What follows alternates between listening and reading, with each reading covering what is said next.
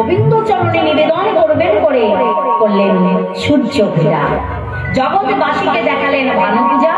অন্তরের ইচ্ছা গোবিন্দ দর্শন, অন্তরে গভীরের ইচ্ছা ফুল জনমকে গোবিন্দ চরণে নিবেদন।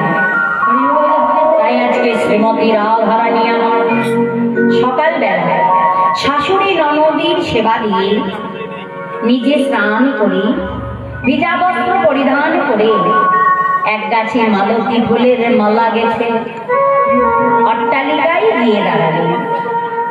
এইদিকে শ্রীরাম সুরাম দাম সুরাম সখাগণ এই পথ ধরেই বসতে যাবে।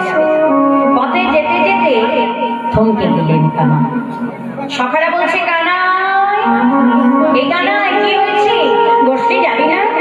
না ভাই, আজ আরে বসতে যাব না, তোরা বসতে যা। কেন রে, কি হয়েছে? শোন না, এতক্ষণ আমি 2 টানে ছিলাম, কিন্তু এখন আমি 3 টানে পড়ে গেলাম। এই 1 টান 2 টান 3 টান কিছু বুঝলাম না, একটু খুলে বললাম। বলছে, তন্তুবাইয়ের তাঁত বোনা দেখেছিস? ও মা, তাঁত বোনা দেখেছেন না? তাঁত বোনা, তাতে একটা মাকু থাকে, সেই মাকুটা একবার ডান দিই একবার বাঁ দিই, একবার ডান দিই একবার বাঁ দিই। ওই ডাইনে বাঁয়ে করতে যদি সামনে টান মারা হয় কি হবে? কি হবে?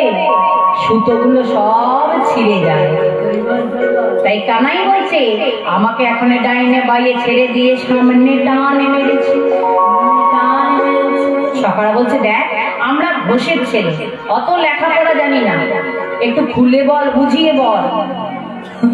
শোনে তবে তোরা টানি শিবন পানি, আমার মাথা টানি ঘর পানে, আর ওই ব্যাগি গোপী টানে নয়নের কোণে।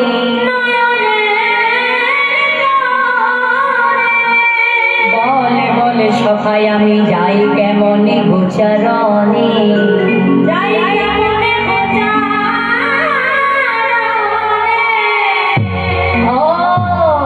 এইখানে সঙ্গে আছে দাদা বলরাম।